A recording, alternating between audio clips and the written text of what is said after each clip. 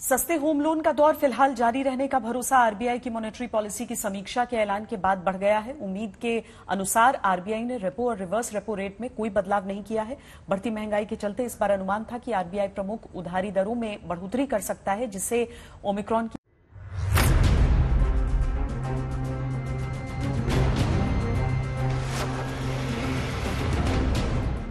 घर खरीदने की योजना बनाने वालों के लिए आरबीआई की तरफ से खुशखबरी आई है।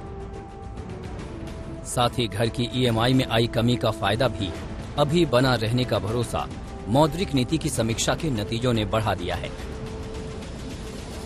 दरअसल आरबीआई ने उम्मीद के मुताबिक ही रिवर्स रेपो रेट और रेपो रेट में किसी तरह का बदलाव न करने का ऐलान किया है।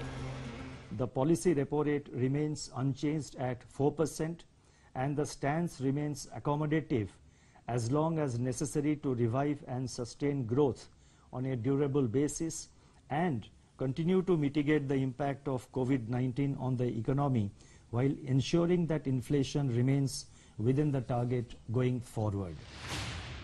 2021-22 के विकास दर के अनुमानों में भी आरबीआई ने कोई बदलाव नहीं किया है। शक्तिकांत दास ने 2021-22 के लिए पहले की तरह 9.5% की विकास दर का अनुमान बरकरार रखा है। अक्टूबर दिसंबर में जीडीपी ग्रोथ 6.6% और जनवरी मार्च में 6% रहने का अनुमान आरबीआई ने लगाया है। दरअसल महंगाई के मुंह फैलाने से आशंका थी कि आरबीआई आज ब्याज दरों को बढ़ाकर महंगाई को कंट्रोल करने के कदम उठाएगा। आरबीआई का कहना है कि महंगाई हमारे पहले के अनुमान के मुताबिक ही है। रबी की अच्छी फसल होने की वजह से आगे दाम घटेंगे और सब्जियों की कीमत में भी कमी आ सकती है। हालांकि जनवरी मार्च में महंगाई पीक पर जाएगी, लेकिन उसके बाद इसमें कमी आएगी। फिलहाल तो ओमिक्रॉन की दस्तक से एक बार फिर अर्थव्यवस्था सहम गई है। ऐसे में आरबीआई ने प्रमुख उधारी दरों में छेड़छाड़ से परहेज किया है। Recovery that had been interrupted by the second wave of the pandemic is gaining traction, but it is not yet strong enough to be self-sustaining and durable. This underscores the vital importance of continued policy support. RBI monetary policy की report से ये पता चलता है कि government ने accommodative stands को maintain करा है।